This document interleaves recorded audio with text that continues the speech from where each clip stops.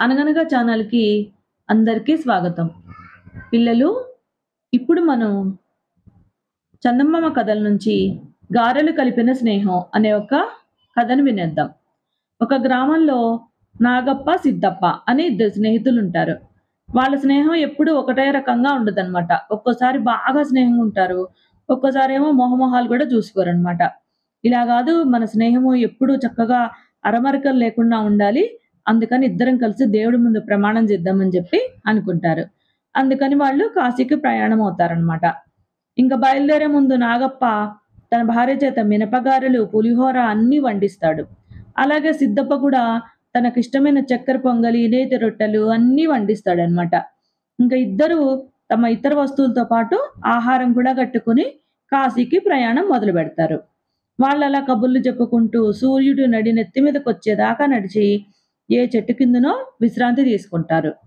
ఇద్దరికీ ఆకలి దహించుకుపోతుంటుంది. అయినా వాళ్ళు తమ ఆహారపు మూటలు విప్పలేదు. సిద్దప్ప ఏ పచ్చడనో తెచ్చుండొచ్చు. వాడికి తన గారెల్లో, పెరుగన్నంలో సగం ఎందుకివ్వాలని జెప్పి నాగప్ప అనుకుంటాడు. నాగప్ప ఏ పెరుగన్నమో తెచ్చుంటాడు.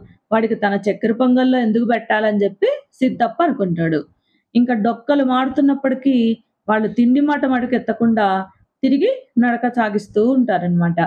చీకటి పడ్డాక దారి పక్కన ఒక పాడుబడిన గుడి కనిపిస్తే అందులో పడుకుంటారు. కానీ ఇద్దరికీ ఆకలితో నిద్ర రాదు. రెండోవాడు నిద్రపోగానే తన ఆహారం తాను తినాలని ఆలోచిస్తూ ఉంటారనమాట. కానీ అది సాధ్యం కాలేదు. ఇద్దరు ఒకరి మీద ఒకరు నిఘా వేసి తెల్లవార్లు ఆకలితో అట్లానే మేలుకొని ఉంటారనమాట. అందుచేత తెల్లవారేసరికి ఇద్దరు చచ్చు పీనుగల్లా తయారై నడవలేకపోతారు. ఇంకా నాగప్ప విచారంగా తన గారెల మూటకేసి చూసేసరికి అందులో అందులో నుంచి చీమలు బార్లు కట్టి వస్తూ ఉంటాయన్నమాట. ఇంకా అది చూస్తూనే నాగప్పకి ఒళ్ళుపై తెలియనంత కోపం వస్తుంది. కళ్ళు ఎరుపెక్కుతాయి. పళ్ళు పటపటలాడిస్తాడనమాట. "ఏం నాగప్ప ఉన్నట్టుండి అలా రుద్రుడివైపోయాం" అని చెప్పి సిద్దప్ప అడుగుతాడు. "చూసావా నా భార్య ఎంత పని చేసిందో? గారెలతో పాటు చీమలు కూడా పోసి మూటగట్టిందంటాడు" అని అంటాడు నాగప్ప.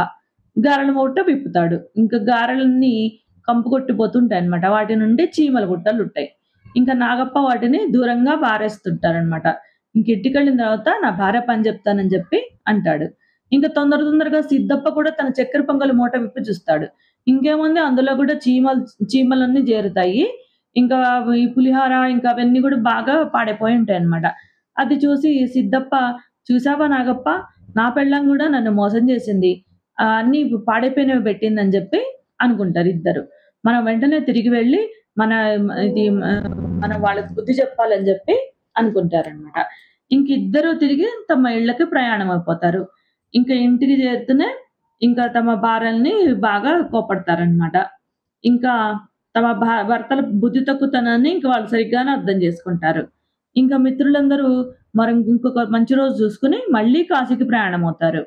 ఈ సంగతి నిర్ణయం కాగానే నాగప్ప భార్య, సిద్దప్ప భార్య గలుసుకొని ఈసారి మనము మన భర్తలకి సరైన బుద్ధి చెప్పి వారి చేత ఈ కాశీ ప్రయాణాలు మాన్పించాలని జెప్పి అనుకుంటారు. అందుకేం జేయాలో వాళ్ళు కూడబలుక్కుంటారనమాట. ఇంకా తమ భర్తలు కాశీకి ప్రయాణం అయ్యేటప్పుడు వారికి ఆహారము మూటలు గట్టి ఇస్తూ కాశీ యాత్రికులు దారి పొడుగునా దాన ధర్మాలు జేయాలి. లేకపోతే యాత్ర చేసిన ఫలితం ఉండదని చెప్పి భర్తలతో చెప్తారు. మిత్రులిద్దరూ మధ్యాహ్నం దాకా నడిచి తిండి తినడానికి ఒక చెట్టు నీడన కూర్చుంటారు. ఈసారి ఇద్దరు బుద్ధిగానే తమ మూటలు విప్పుతారనమాట. అంతకుముందు జరిగింది గుర్తుపెట్టుకొని. ఇద్దరి మూటల్లోనూ గారెలే ఉంటాయి.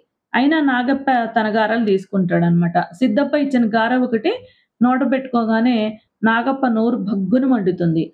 అదే సమయంలో సిద్దప్ప నాగప్ప ఇచ్చిన గారె కొంచెం తినేటప్పటికి అయినంత పనవుతుందనమాట. సిద్దప్ప తెచ్చిన గారెల్లోనేమో పచ్చిమిరపకాయల కారము ఉండవలసిన దానికంటే ఎక్కువుంటుంది. ఉప్పు అసలుండదనమాట. తన మీద కోపంతో తనకిలాంటి గారెలిచ్చాడనుకుని నాగప్ప కోపంలో వెనక ముందు చూడకుండా పిడికిలి బిగించి సిద్దప్ప నెత్తిన బలంగా కొట్టి కారం కారం అంటే రొప్పుతుంటాడనమాట. నాగప్ప ఇచ్చిన గారెల్లో ఉప్పు రెండింతలుంది గానీ కారం ఏమీ లేదు. ఉప్పు కషాయం అని అరుస్తూ ఇద్దరు కలయబడి తన్నుకుంటుంటారనమాట. ఇంకప్పుడు దారిన పోయే పెద్ద మనిషొకడు వాళ్ళనాపి "ఎందుకు మీరిలా తన్నుకుంటున్నారని" అడుగుతాడు.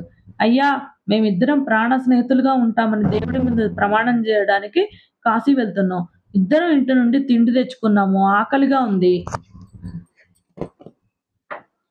తినడానికి మూటలు విప్పాం. నాకు చూడండి ఎలాంటి గారిచ్చాడో. స్నేహితుడు చేసే పనేనా అని ఒకరి తర్వాత ఒకరు నాగప్ప, సిద్ధప్ప ఆ పెద్ద మనిషికి ఫిర్యాదు చేస్తారు. ఏది చూస్తాను మీ ఇద్దరిది చెరొక గారె నాకివ్వండి అంటూ ఆ పెద్ద మనిషి ఇద్దరి గారెలు కాస్త కాస్త కొరికి తింటూ, నాకేమి లోపం కనిపించలేదే దివ్యంగా ఉన్నాయి గారెలు. కాకపోతే 2 కలిపి తినాలి అంతే. పిచ్చివాళ్ళలారా స్నేహమైనా అంతే మనసులు గలవాలి. అంతేగాని దేవుడి ఎదుట ప్రమాణాలు చేసి ఏం లాభం? మీకన్నా మీ భార్యలు తెలియగల వాళ్ళలాగా కనబడుతున్నారు.